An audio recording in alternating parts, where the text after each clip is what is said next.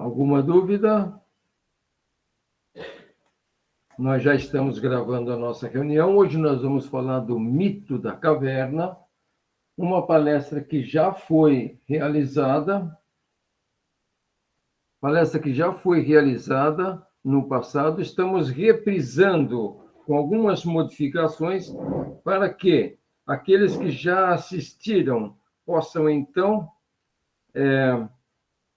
obter maiores informações, e aqueles que não assistiram possam, então, ver pela primeira vez, ok?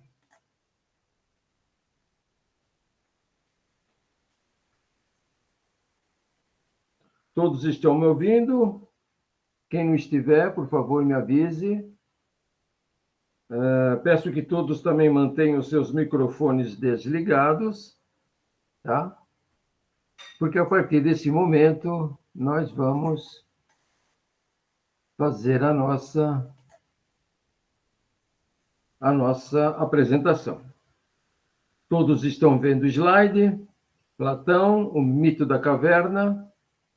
Ok? Tá. Sim. Ok.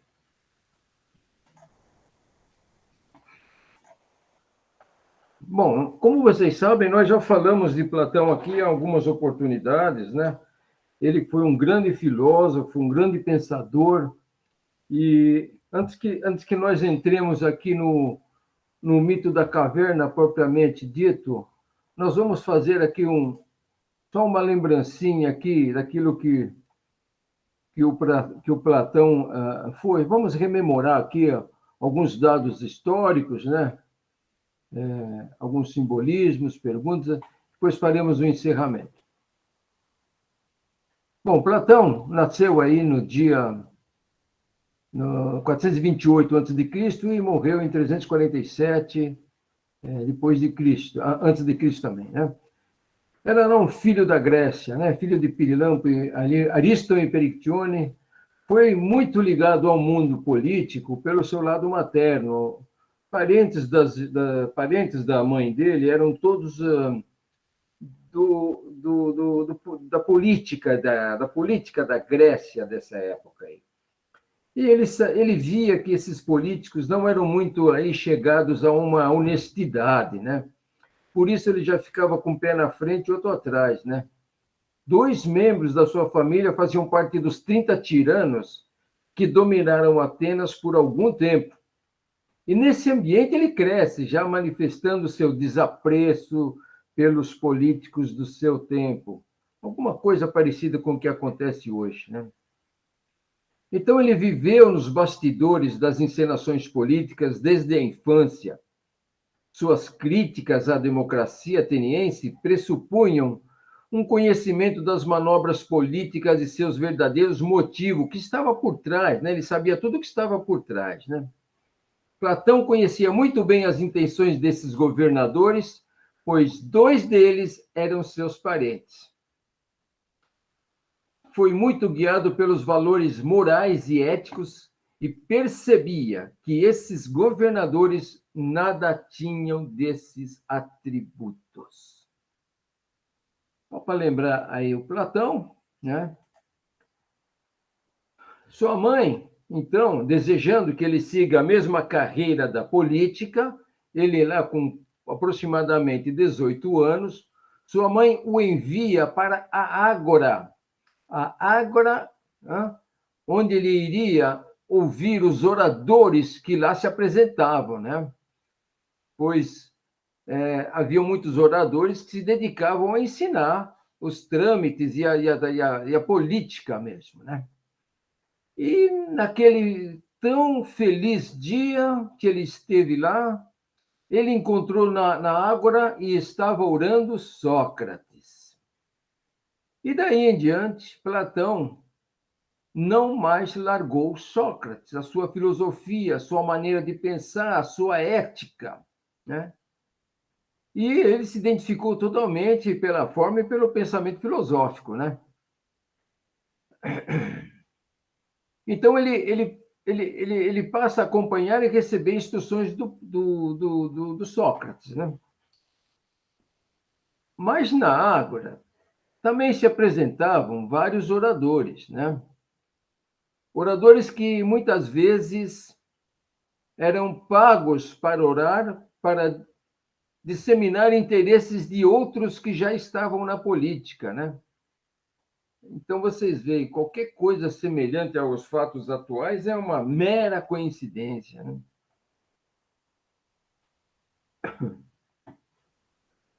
Bom, só resvalar um pouquinho no Sócrates, né? Nós não conseguimos falar de Platão, nem falar da caverna, sem falar de Sócrates. Também contemporâneo de Platão, Platão viveu os últimos 10 anos da vida de Sócrates ao seu lado, né? Assimilando tudo que ele fazia, a sua forma de pensar, o pensamento socrático, né? Filho de um artesão e de uma parteira, não tinha uma aparência física lá muito bonita, né? Numa época em que era dado muito valor à beleza física exterior. E antes de ser filósofo, serviu ao exército, lutou na guerra do Peloponeso, que foi perdida pelos atenienses para os espartanos, que tiveram em Sócrates um crítico ferrenho do seu estilo de vida, da sua forma de governar, e por isso acabou sendo acusado de corromper os jovens, foi preso, condenado à morte, a beber cicuta.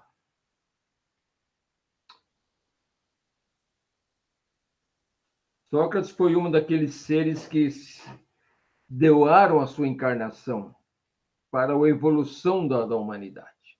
Um ser realmente fora do tempo na sua época. Seu trabalho e suas ideias transformaram a fundação transformaram-se e fundaram a filosofia ocidental. Embora fosse considerado um dos homens mais inteligentes que já existiram, não deixou nada escrito, nunca escreveu nenhum dos pensamentos ou ideias. Sócrates é conhecido até hoje pelos textos e trabalhos deixados por seus alunos, Platão, principalmente, e Xenofonte, alguma coisa. Um dos maiores e mais importantes seres humanos que já existiram. Embora muitos admitam que ele nem sabia escrever, era, no fundo, um sábio. Sócrates é um daqueles seres que alcançaram um alto estágio de evolução e se sacrificaram em uma encarnação para auxiliar a humanidade na difícil tarefa de despertar para uma realidade diferente, bem nesse momento da evolução, onde o uso da nossa mente concreta deveria ser estimulado para que alcancemos a sabedoria contida na nossa mente abstrata. Precisamos construir uma ponte que leva à mente superior. Nós, como humanidade, estamos aqui atravessando já a quinta sub-raça da quinta raça raiz do quarto período, do quarto dia cósmico, né? Ou da quarta ronda, como dependendo da filosofia aí. Então, nós estamos num limiar que nós precisamos despertar, nós precisamos arrumar meios que nos façam agir, interagir com a nossa mente abstrata, né? Esse é o objetivo todo desse nosso caminhar na espiritualidade e desse nosso caminhar aqui no planeta Terra. E nós estamos num ponto muito crucial, né? Sócrates foi um dos que apareceram para nos auxiliar.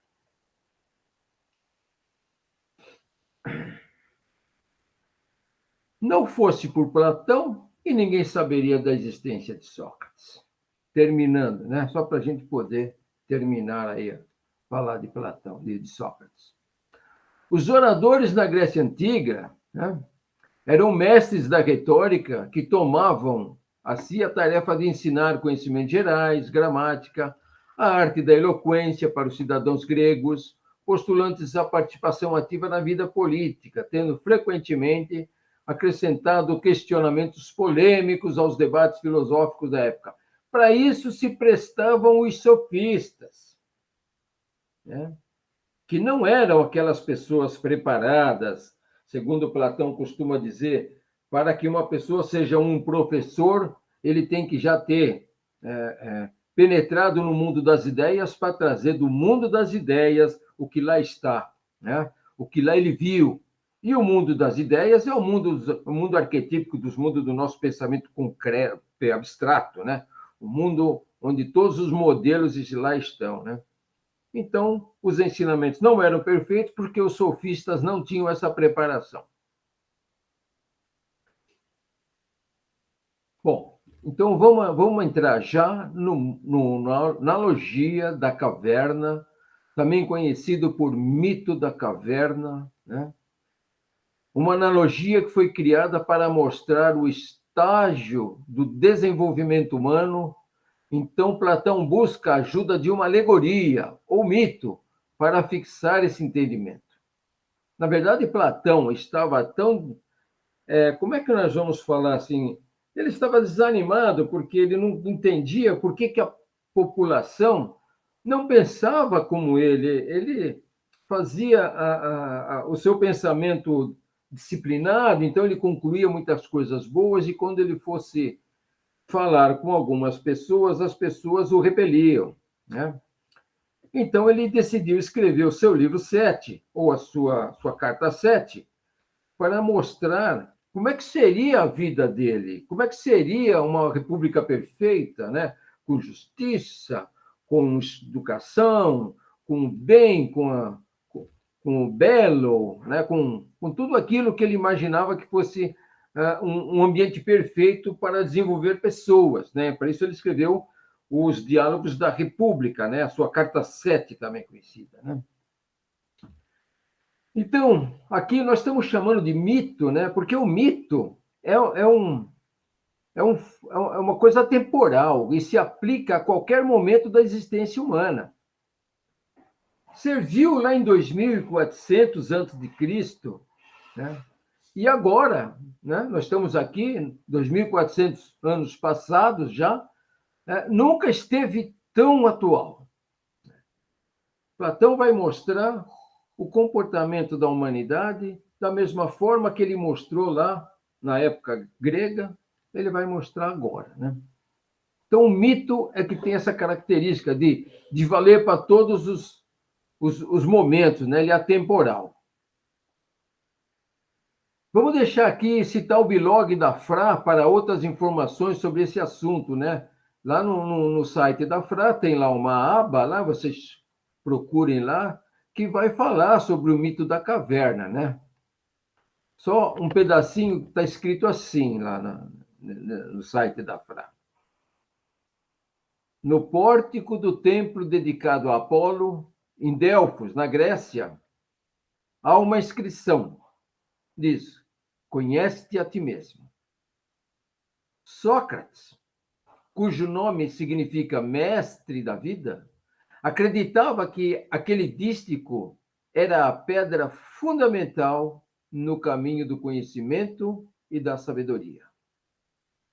Considerado, então, o homem mais sábio da Grécia pela própria pitonisa de Delfos, pela própria sacerdotisa que lá estava, né? Enunciou uma sua célebre conclusão a respeito desse assunto, que é: sei que não sei. A afirmação, por mais paradoxal que seja, que sei que não sei, né? Que ele era sábio porque sabia que não sabia. Contém implícita a tese de que o conhecimento da ignorância é o começo da sabedoria.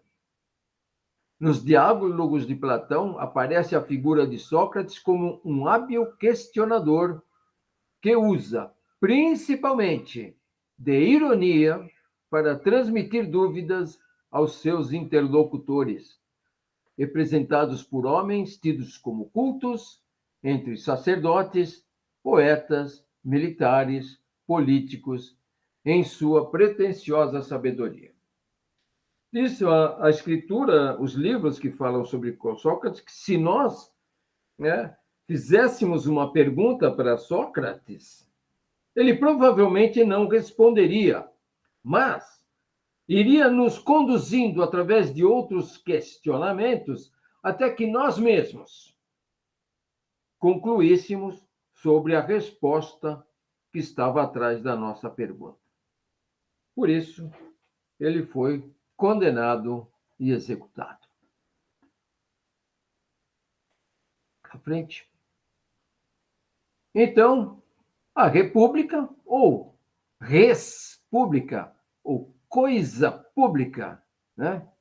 Faz parte dos diálogos da república que foram desenvolvidos por Platão para organizar todos os níveis governamentais, formas de governo, tendências políticas e definindo as obrigações dos governantes e suas necessidades de sabedoria, conhecimento e educação, como deveria ser uma república ideal diante do pensamento platônico, né? Inicialmente, Platão queria definir as necessidades de justiça para a república, mas acaba que envereda por outros campos e saiu que está aí na república, né? Um dos objetivos desses diálogos eram também dissertar sobre o inconformismo de Platão perante os governantes gregos da época, onde tinha como parente um deles. E o seu inconformismo residia no fato de que os atos desses governantes nunca visavam o bem comum. Isso há 2.400 anos atrás. E o bem, como disse Platão nos seus duálios do bem, do belo e do justo, o bem é o que une. O belo é o que leva ao bem, que une. E o justo é que coloca tudo no seu lugar, né? Então, isso já era uma razão muito grande para que ele, então, se esforçasse para mostrar que teria de haver uma maneira de se dirigir uma república com finalidades do bem para as pessoas que ali estavam.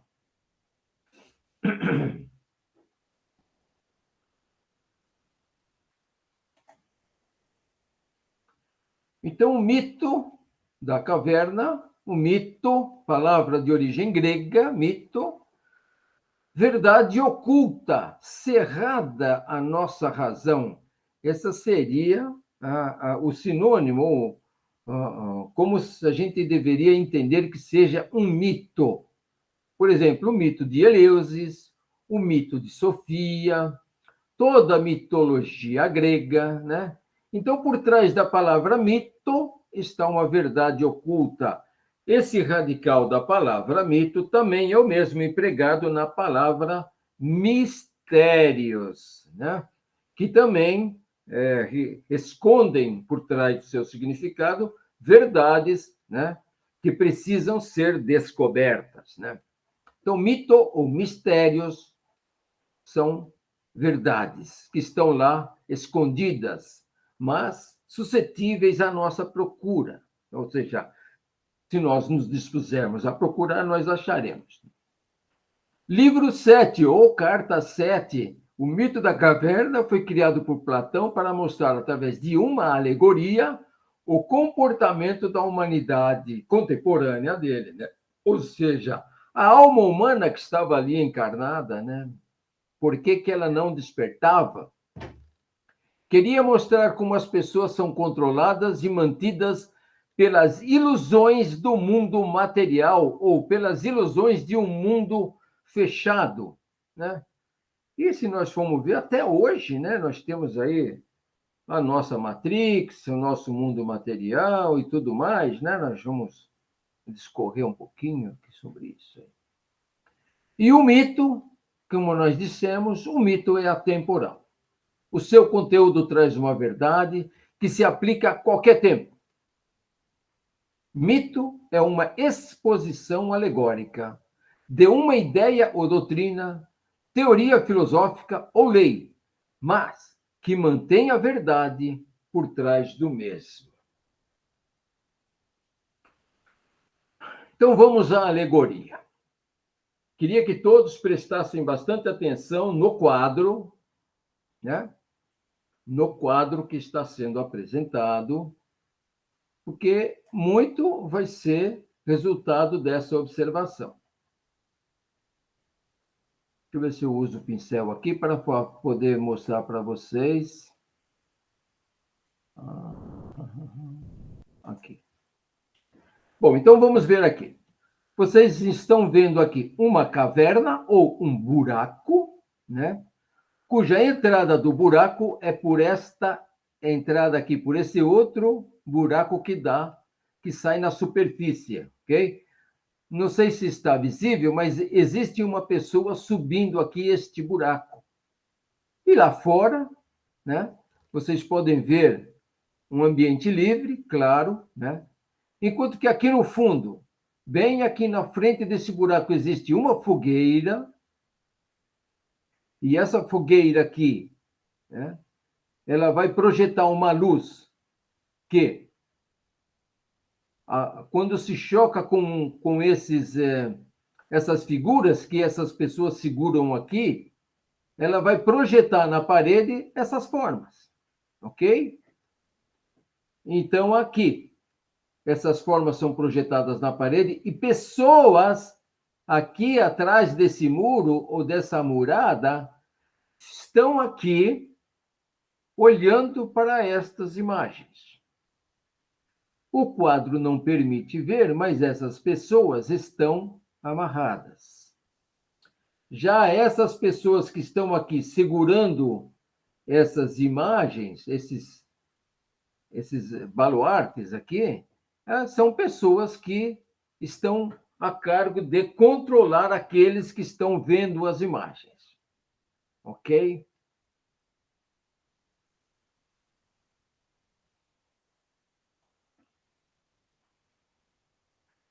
Bom, então aí nós estamos vendo esse quadro todo que vai ser o objeto da nossa análise toda, né? A fogueira, ela não permite que as pessoas que estão dentro da caverna vejam a saída, né? Essa saída ela está de qualquer forma escondida, né? Para que ninguém possa vê-la e sentir vontade de subir, tá certo?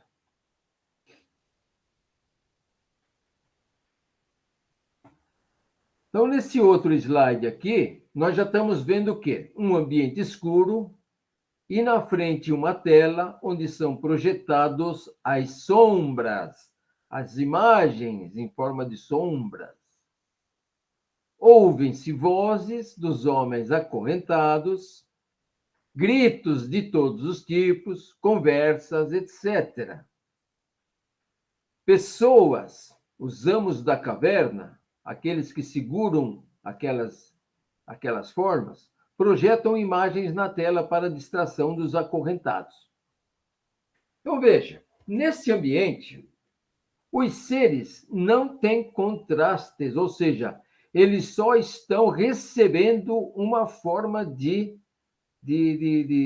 orientação. Não há nenhuma outra referência. O que aparece ali na tela, para eles, é a verdade absoluta. Não há contrastes. E a consciência nasce quando você contrapõe um ensinamento contra outro, né? Ou seja, a consciência nasce dos contrastes. Por que nós crescemos? Porque na nossa vida, periodicamente, se apresentam contrastes para que nós despertemos.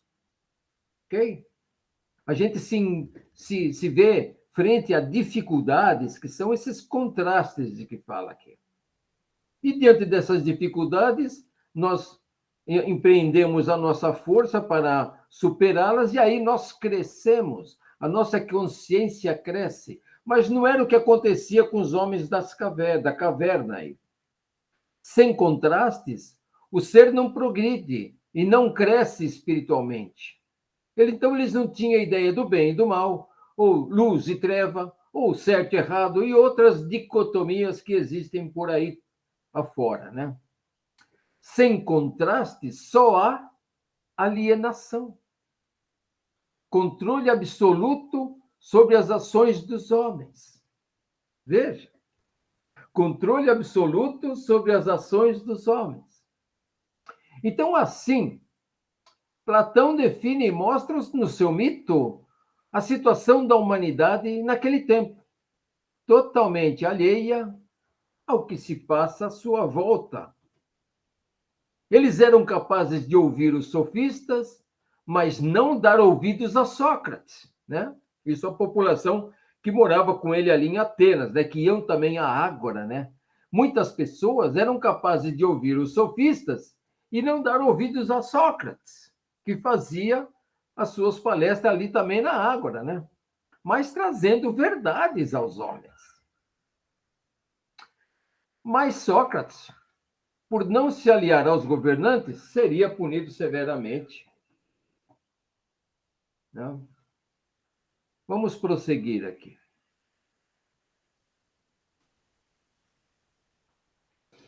Os senhores da caverna, que são aqueles senhores que seguravam aquelas figuras, permitiam que os homens se manifestassem, que fossem feitas eleições, que escolhessem seus líderes, que definiam uma hierarquia, né? E todas as outras as liberdades que eles poderiam ter dentro da melhor forma controlada, né? E isso faz com que não se considerassem em nenhum momento como prisioneiros ou cativos dos amos da caverna. Então, aqui, meus irmãos, há uma definição muito grande que o melhor escravo é aquele que não sabe que é escravo, né? Essa é a constatação fulminante de Platão, né? Todos eles eram escravos, mas nenhum sabia. Por quê? Porque não tinham contrastes. Eles eram levados a imaginar que eram livres, mas estavam presos. Entendem a dominação humana? Os amos da caverna, que eram aqueles senhores algozes dele, né, obviamente, se divertiam por trás e riam do comportamento dessas pessoas que eram seguidamente enganadas, né? Então, essa é a alegoria do Platão, né? Essa é como ele analisava as pessoas lá dentro da caverna, né? Então, periodicamente ainda, as sombras novas são projetadas para que seja evitado um tédio entre os homens. Então, eles trocavam lá os adereços, né? E esse pseudo-espetáculo prossegue como se fosse um carrossel e até permitiam períodos de fora das correntes para conhecer o ambiente interno da caverna. Quer dizer, de vez em quando eu faria ali um tourzinho por dentro da caverna para saber como é que funcionavam as coisas, né? Mas ninguém se interessava em subir ou procurar a saída da caverna. Então, nessa vida sem contrastes ou referências, os amos da caverna tinham um controle absoluto sobre ações desses homens. Tudo bem?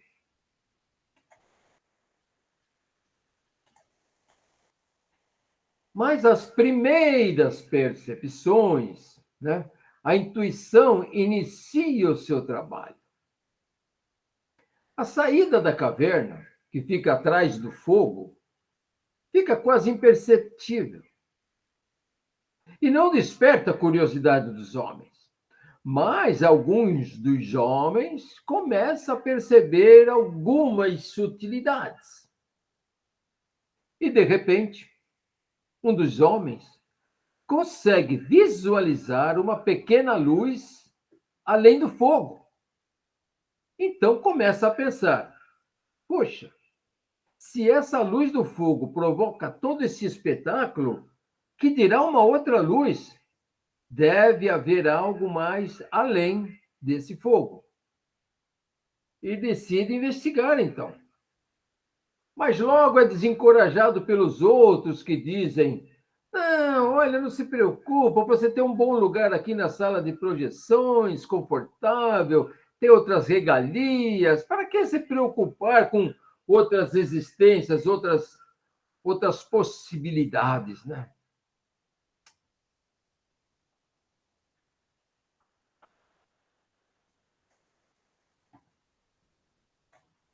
As primeiras percepções, que são encaradas como as primeiras iniciações, ou os primeiros despertares que acontecem em determinadas pessoas, que nunca se contentam com suas situações de estagnação e sempre procuram algo que preencha um vazio interno, que não sabem dizer o que seja, né? Isso é uma situação muito comum nas pessoas que chegam na sua vida e encontram, olha, estou sentindo um vazio e não sabe o que é que está faltando, né? Então ela começa a procurar, ela vai aqui, ela vai ali, ela tem que procurar uma luz que vai conduzir o caminho dela, até que ela escuta uma palavra que um sacerdote fala, ou escuta um hino, ou escuta uma vibração, ou vê uma obra artística, enfim, os gatilhos são muitos, mas vão sempre se apresentar à pessoa que procura. Normalmente, todos esses gatilhos não são mais do que a luz que está ali presente e chama a atenção desses seres, né? É a luz lá no fundo da caverna. Normalmente, isso já é um resultado de planos de vidas que, no seu período intermissível, foi lá, já pré-estabelecido por você mesmo, né? Você já alcançou o merecimento para você se entrar em contato com essas instruções todas ou com essas intuições todas, né? Muitas vezes uma frase, uma imagem, um som, uma vibração já é suficiente para despertar algo dentro do ser, algo que está lá, aguardando para ser despertado, né? Assim como Platão, que foi até a Ágora para aprender oratória e encontrou Sócrates, e se aferrou e se agarrou à filosofia, aquela sabedoria que já estava procurando e nunca mais largou. E assim conosco também acontece. A aula fundamental, ela tem esse objetivo inicial, né?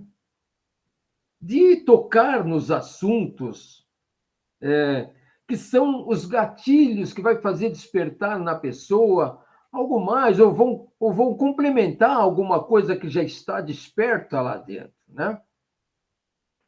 Então, à medida que a sucessão de aulas vai passando, à medida que a pessoa vai evoluindo com as práticas, aquilo lá vai formando um momento energético muito grande dentro de si, que vai fazer com que essa pessoa, então, possa transpor os primeiros degraus do nosso caminho, né?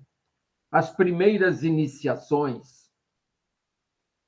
Muitos de vocês têm histórias particulares, né? Muitos chegaram pelo amor, muitos chegaram pela dor, mas por alguma razão vocês chegaram, né? Foi por contrastes ou não, né?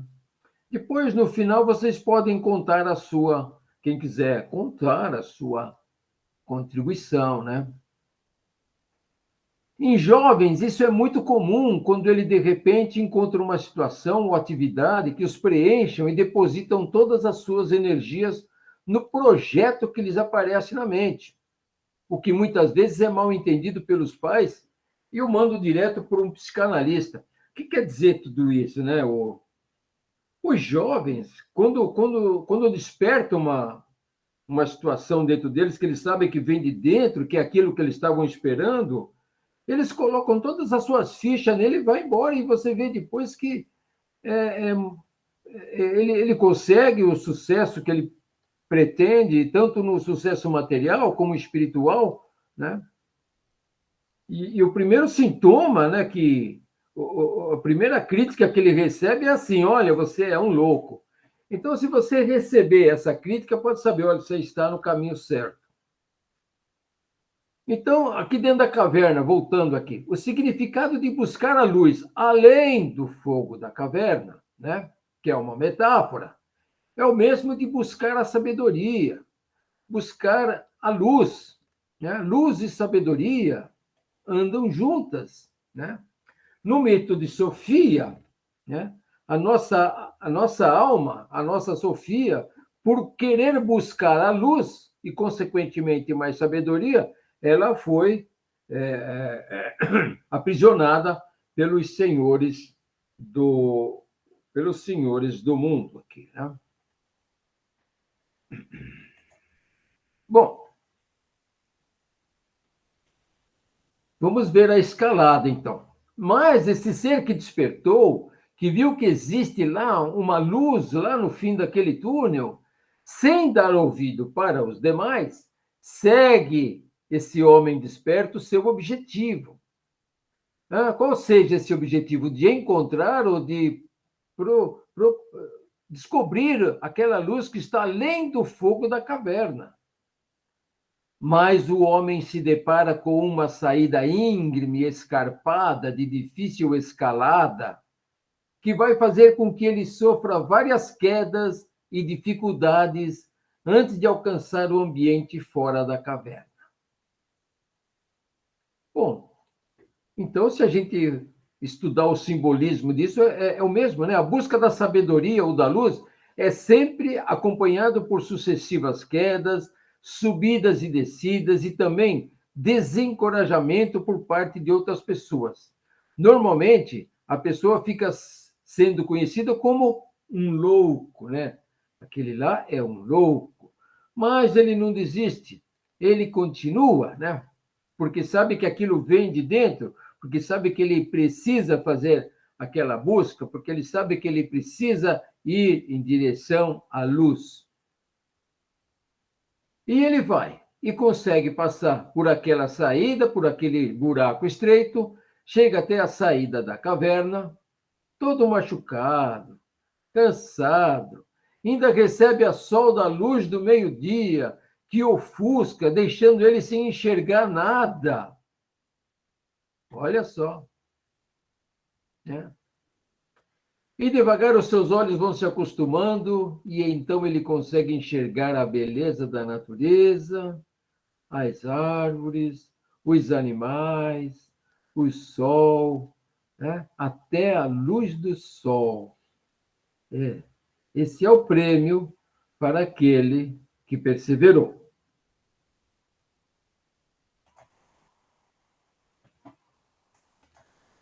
Então, nesse momento, o homem alcançou o seu objetivo, a sabedoria, a luz do sol, né? Essa é a ideia do Platão, né? A ideia do bem é a luz do sol, né? A sua liberdade foi conseguida depois de muitas quedas e lutas, mas veio por seus próprios méritos e principalmente por sua coragem de enfrentar a resistência de todos os demais. Deixou o cativeiro, despertou, lutou, perseverou e alcançou a luz, enquanto muitos continuam a dormir o sono da alienação lá dentro, nas sombras da caverna. Conclui, porém, então, esse ser que chegou até a luz, que não poderá ser feliz naquele ambiente se estiver sozinho. Pois a virtude principal do homem é a fraternidade. Decide, então, retornar à caverna e compartilhar com seus amigos a sua alegria e a sua descoberta. Simbolismo. Todo ser que alcança a sabedoria, ou seja, como dizia o Platão, no mundo das ideias, o mundo externo nessa alegoria significa o mundo real. E o ambiente da caverna, o mundo das ilusões. Então, ele alcançou o mundo real, o mundo das ideias. E lá dentro da caverna é o mundo das ilusões. Então, todo ser que alcança esse ponto, ele sente uma necessidade de arrastar consigo os demais seres. Uma atitude totalmente altruísta. Né? Então, esse homem, no estágio que ele se encontra, com essa vontade de compartilhar a sua descoberta com as outras pessoas, tem no idioma grego uma palavra, né, que define esse estágio. Essa palavra é politikos. Político, ou seja, um ser que atingiu um nível tal de consciência que sente uma vontade irresistível, tão grande em usar, em ajudar a humanidade. Perceberam a diferença?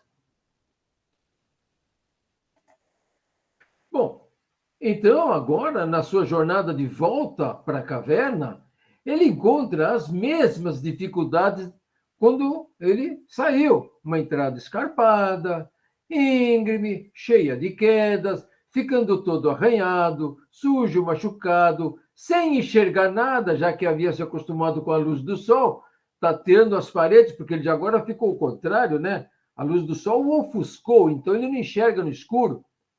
Então ele procura pelo líder dos homens e lhe relata que encontrou luz e a felicidade do lado externo da caverna, e que todos estavam enganados com as sombras da caverna e que deveriam seguir com ele, e etc, e etc, e etc.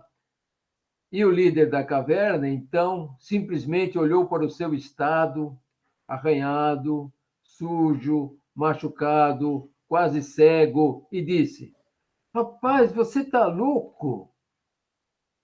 A pior coisa do mundo deve ser ir nesse lugar que você está falando. Olha o seu estado. Olha aí, por favor, ó, vamos terminar por aqui. Vai saindo da minha frente que eu estou assistindo aí, ó, o Super Cine Sombras de hoje, que é muito bom. Então, simbolismos atrás disso, né? Platão desenvolve, a partir daí, a mentalidade da escravidão inconsciente, né? Se você tentar ou forçar alguém a se libertar, você poderá acabar sendo agredido pela pessoa que se defenderá com unhas e dentes, mas principalmente com suas próprias correntes. Pensem nisso e associem com a nossa situação atual. Um escravo consciente escapa ou tenta escapar do seu cativeiro na primeira oportunidade que encontra. Ele quer a liberdade a qualquer custo, mais do que tudo na vida. Mas quando uma pessoa é escravo, inconsciente, e não sabe, obviamente, ele acaba por defender as suas próprias correntes e, se necessário, agredir aqueles que tentam libertá-lo. Esse é o pior tipo de escravidão, aquele que pensa que é livre, né? Então, de acordo com Platão, quase toda a humanidade está nesse estágio de escravidão, pensando que é livre. Isso Platão descobriu e expôs há 2.400 anos atrás.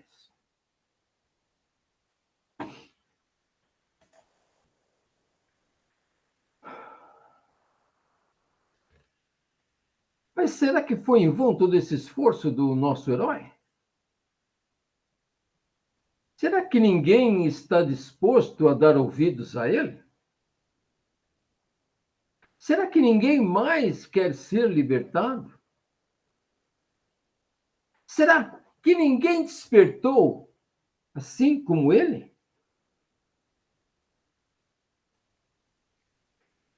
O despertar para uma existência de um mundo real, para a luz, se trata de um evento interno muito particular, causado pelo esgotamento de uma experiência banal de viver sempre no conforto. Então, todos deverão despertar pelo amor ou pela dor. O esgotamento da experiência banal de viver só em função do instinto de preservação da espécie e sobreviver é um instinto, é uma experiência que a ameba tem ela, né? A ameba só vive para se preservar, se autopreservar. O homem com conforto recebe o quê? Que nome, hein? Uma ameba high-tech? Então, o esgotamento das condições animal de consciência quando acontece, propicia o nascimento da filosofia, do despertar espiritual, do encontro do caminho de volta para casa. Muito, né? O filho pródigo que volta para casa, né?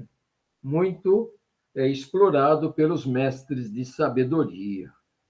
Okay?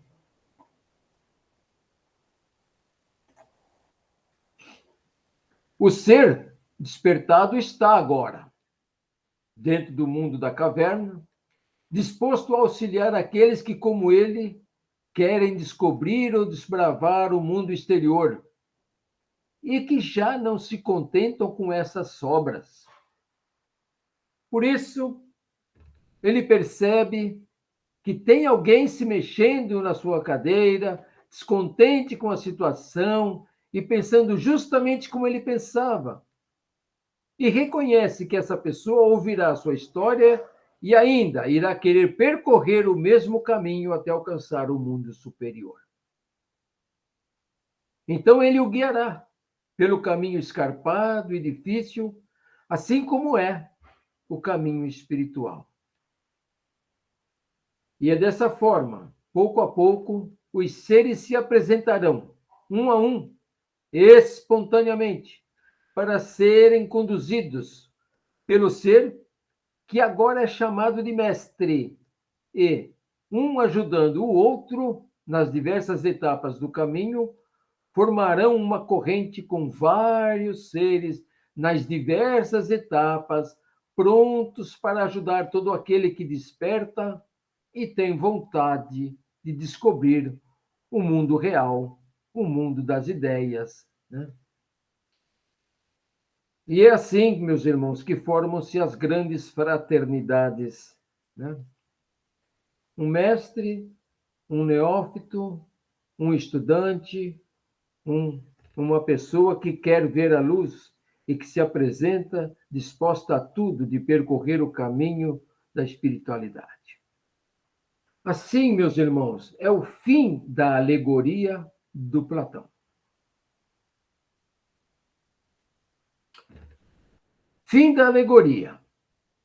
Mas vamos agora aos simbolismos, né? Já falamos um pouco sobre eles, porém vamos abordar mais alguns aqui. As sombras são o que mais prende a atenção dos homens e o desviam da visão do mundo real. Logo, as sombras simbolizam o mundo material, que até hoje estão fazendo esse papel. Só que nós, bovinamente, não percebemos. Exemplos temos aos milhares. É só analisar o conceito de real e ilusório, né? Conceito que mudou muito durante a evolução da humanidade, né? O que representa a grande ilusão da vida? O mundo material, a matéria, são as coisas que aparecem, desaparecem, enfim. Esse conceito, né? Aquilo que é hoje e amanhã deixa de ser, nunca será realidade, né? A tecnologia faz coisas desaparecerem porque nunca existiram. Realmente, foi somente uma passagem. Vejam aí no quadro a tabela de critério de realidade, né? Uma tabela que foi usada nos tempos antigos, né? Você perguntava lá para uma pessoa daquela época, olha, o que é espírito e o que é matéria? Bom, espírito é aquilo que eu considero real. E matéria, para mim, é ilusão. E que critério você usou para definir isso? Bom, o espírito é eterno, então ele é real. Esse era o critério do pessoal antigo. E o povo atual? Né? O que é espírito, o que é matéria? Não, espírito hoje é ilusão. A matéria que é o real. Qual é o critério utilizado? Sentidos. É absurdo, né? Absurdo. Então, é isso. A tecnologia faz as coisas desaparecerem porque nunca existiram. O mundo de Maia, palco para uma experiência, palco para que você se veja projetado nele, né? O sentido das coisas materiais e sempre foi e é ainda proporcionar experiências para que as almas cresçam. Nós temos que crescer no meio desse materialismo, né? A gnose nos traz um ensinamento que é muito próximo dessa filosofia. Diz que nós devemos nos aproximar das coisas que sempre existiram, mas nos apartarmos das coisas que vieram a existir. As coisas que sempre existiram são aquelas que sempre estiveram, né, na presença aqui desse palco. Mas as coisas que vieram a existir são aquelas que foram criadas pelos homens, né? São aquelas que existem hoje, mas não existem amanhã. Compreenderam, meus irmãos? E nós? Será que acabou a caverna? Será que a caverna não existe mais? Ou ainda existe? Essa é a caverna do Platão nos dias de hoje. Sem comentários, né?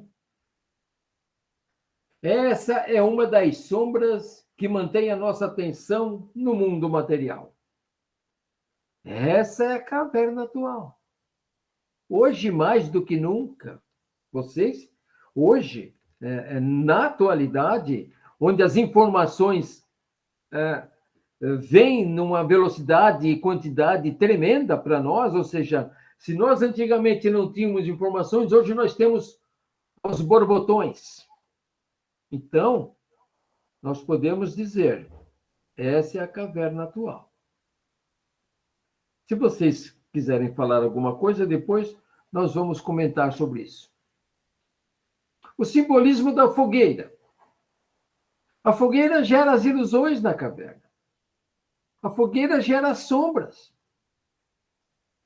Então, Platão diz que é o fogo dos desejos que prende o homem ao mundo material, né? E outro, literalmente, né? O fogo dos desejos, né? É aquele impulso que nasce lá nos nossos chakras inferiores, né? Que nos leva sempre a procurar as coisas materiais, né? É aquele fogo que, segundo o nosso querido mestre Jorge Adum, né? Que quando ele não tem, quando ele não é transformado em luz, ele se transforma em fuligem, em fumaça, né? E quando ele se transforma em fumaça é porque a energia foi mal utilizada, ela foi utilizada numa obra que não deu nenhum progresso ao homem. Deixa eu ver a frase direita aqui que ele escreveu aqui no livro A Sarça de Horeb. Quando o fogo do Espírito Santo no sacro se converte em luz, no cérebro, então o homem se faz rei da criação e sacerdote do Altíssimo.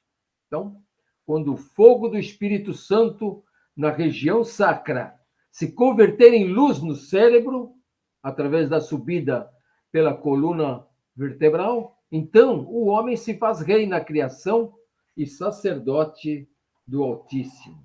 Mas, se essa luz, esse fogo se transformar em fumaça, ele não chega até o cérebro, ela se desaparece e tudo terá sido em vão, né?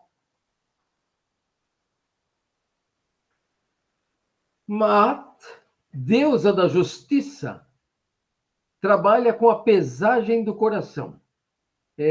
Se o seu coração pesar menos que uma pena da deusa, então você vai para o amente, que é o paraíso, né? E para pesar menos que uma pena, temos que amar o quê? Justiça, fraternidade, bondade, amor, altruísmo, etc. Coisas que sempre existiram.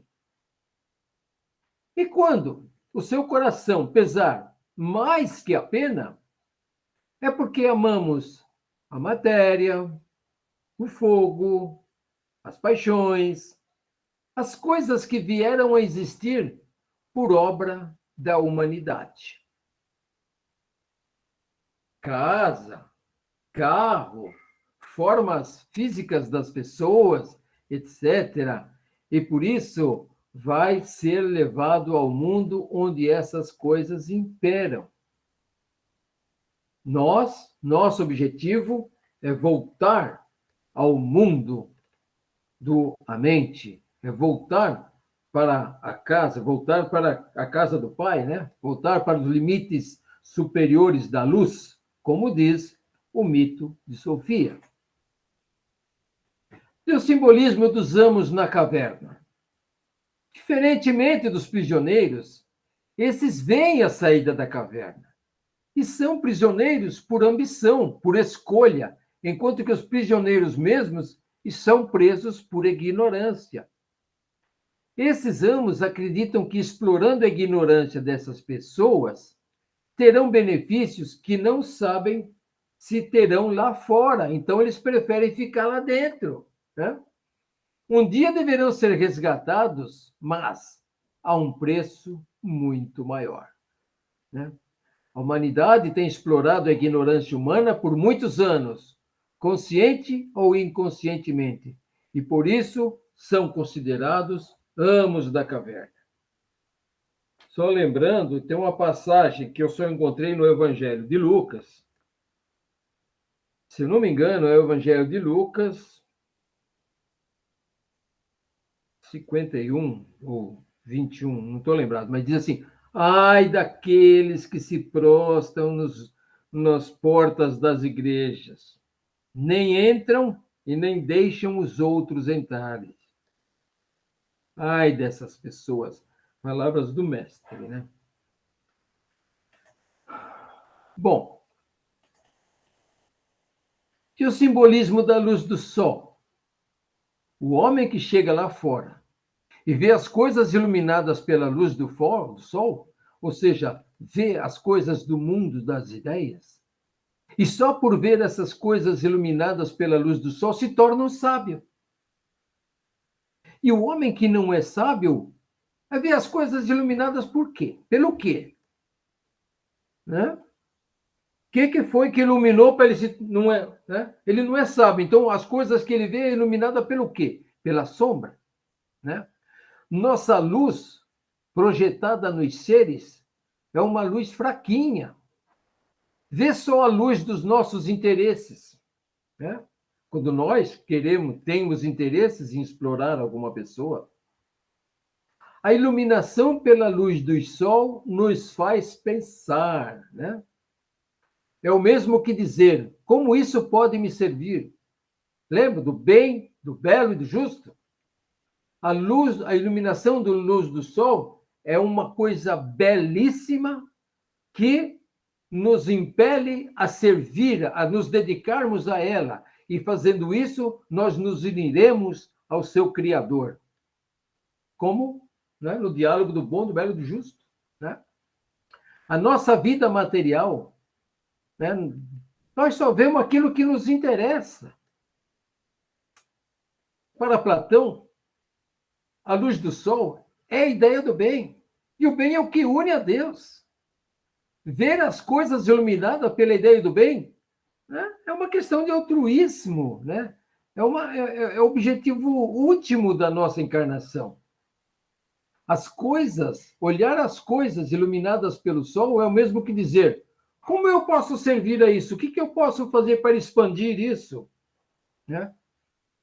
E também, lembrando o nosso hino, né? Para ser bom servidor, devo dar exemplos de amor, né? E assim vai, né? Então, meus irmãos, enquanto o homem estiver caminhando para seguir a matéria, sentirá sempre um vazio dentro de si. Por quê? O que é necessário para preencher esse vazio não é deste plano.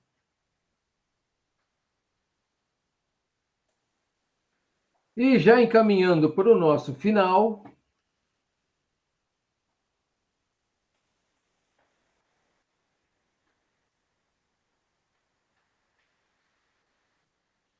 deixa eu fazer aqui um pequeno um pequeno registro, de novo, do mito da caverna, visto na atualidade, esse textinho que foi extraído lá do blog da Fra, né, para que todos possam saber do posicionamento da Fra com relação a isso.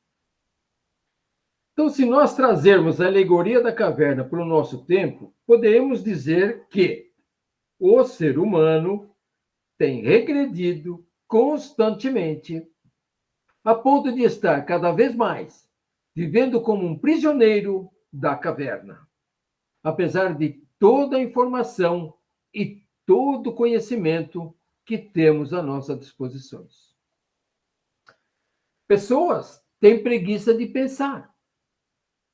A preguiça tornou-se um elemento comum em nossa sociedade, estimulada pela facilidade que as tecnologias nos proporcionam.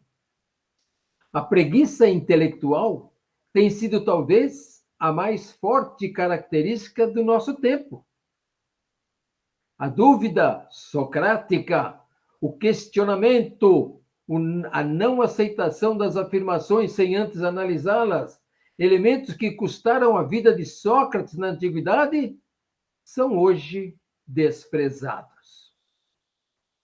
A política, a sociedade e a vida comum deixaram de ser interessante para os cidadãos do século XXI, que apenas vivem como se a própria vida tivesse importância maior que a preservação da sociedade. As notícias falsas estão enganando cada vez mais pessoas que não se prestam ao trabalho de checar a veracidade e a confiabilidade da fonte que divulga as informações. As redes sociais viraram verdadeiras vitrines do ego, que divulgam a falsa propaganda de vidas felizes, mas que, superficialmente, sequer sabem o peso que a sua existência traz ao mundo. A ignorância, em nossos tempos, é cultivada e celebrada.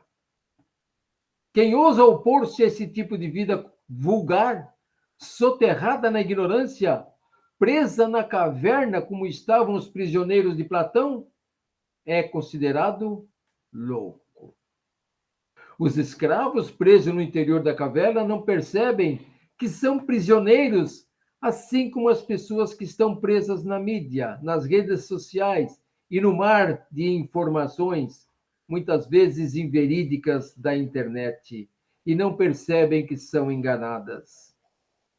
Vivemos na época de predomínio da opinião rasa, do conhecimento superficial, da informação inútil e da prisão cotidiana que arrasta as pessoas cada vez mais para a caverna da ignorância e do fanatismo social, político, religioso e também do metafísico.